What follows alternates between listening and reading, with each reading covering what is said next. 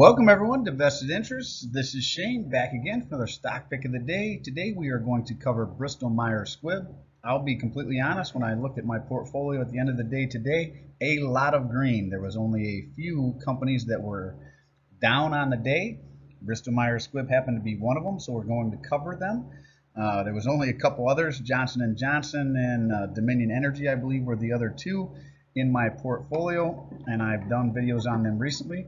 So again, we'll take a look at Bristol Myers Squibb today, but a lot of green for my portfolio anyway. Hopefully yours was green as well. And that's kind of one of those double-edged swords, so to speak. Love to see the green days, but it also is hard to find value whenever some of these stocks start to shoot up in price.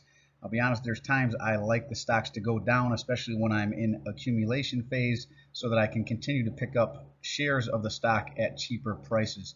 But let's take a look at Bristol Myers Squibb and see if it's one we want to add to our watch list, one we want to add to our portfolio, or one we want to continue to add to if we already have a position.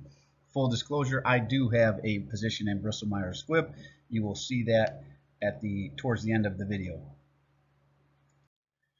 So as we said, we were looking at Bristol Myers Squibb. Our company's legacy of innovation began in the early 1800s. I believe it was 1819 when they were founded. Their mission to bring better health solutions to patients who need them most. Today we are continuing that tradition by using the latest science and technology to help improve lives through the research and development of new medicines for serious diseases. I think most of you know what Bristol Myers Squibb is. They are a pharmaceutical company in the health sector. And if you want to know more about them, check them out at www.bms.com.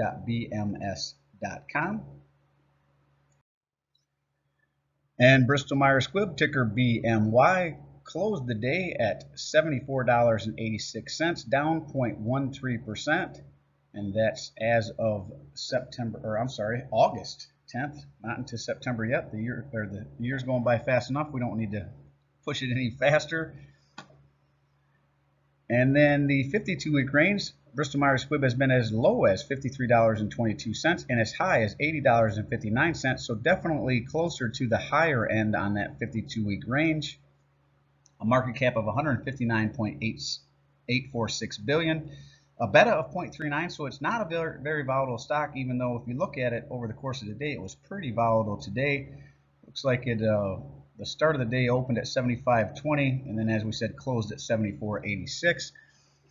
PE ratio of 24.87. That to me is a red flag. Anytime I see PEs above, let's say 18, I start to get a little concerned that they may be overvalued. Again, unless it's a fast-growing tech company, I'm not really looking at anything in the 20s personally to add to my portfolio. But again, not a recommendation to buy, hold, or add any stocks to your portfolio. Just my particular criteria.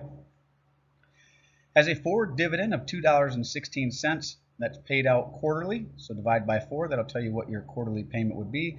And a yield of 2.88%, which is a nice yield, but if you could get it closer to this 53.22, it would be probably above 3%. And its his last ex-dividend date was June 30th, so it should have one coming up here next month, I would think. 1-year target estimate, $81.38. So it does speak to some potential upside in the stock price, according to Yahoo Finance, where I pulled this information. Not affiliated, just where I like to pull some information from. And according to stockanalysis.com and the 27 stock analysts that they have had take a look at this, they call it a buy. Now I'm questioning that, but let's take that with a grain of salt. We don't all have to agree. They do have a low estimate of $61.61, which would be a 17.70% decrease in stock price from where it currently sits. And I would be interested if it dropped down to these lows in this price range. You'll see that in a minute why I say that. And if it hit their average of $83.01, that would be a 10.89% upside. And if it happened to hit their high, $96.60, that would be a 29.04% upside. Again, this is all brought to you by stockanalysis.com, not affiliated, just where I like to pull some information.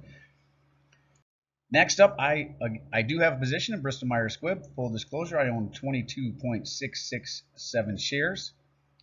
My cost basis is $62.80. So I would be interested around or below this $62.80, and I have not been adding to this position. Again, I'm up 19.2% in this position. $273 I've made. I've got $1,423 is what I put in. It's currently worth $1,696.62. Again, it's not always what you buy, it's when you buy it. So I definitely like to look for sales whenever they can. At 74.84 is what it was there when we saw it previously. This is probably after hours number here at 74.85. I am looking for it closer to the $62.80 per share range or lower is where I'd look to add. That's just my personal opinion, though. Take it with a grain of salt. That's where I'd be interested there. Again, these are quick hitters trying to find value in the market. Today was a very green day. A lot of green in my portfolio. Hopefully was in yours as well. Let me know down in the comments how your portfolio did today.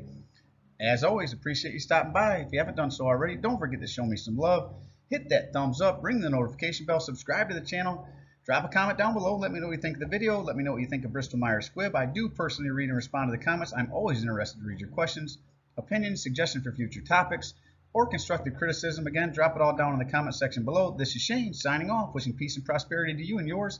And remember, financial security comes to those who take a vested interest. Hey, we'll see you in the next one, guys. Thanks for stopping by. And girls, thanks for stopping by. Appreciate you joining the channel. Again, don't forget to hit that subscribe button if you like content like this. And we'll see you in the next one.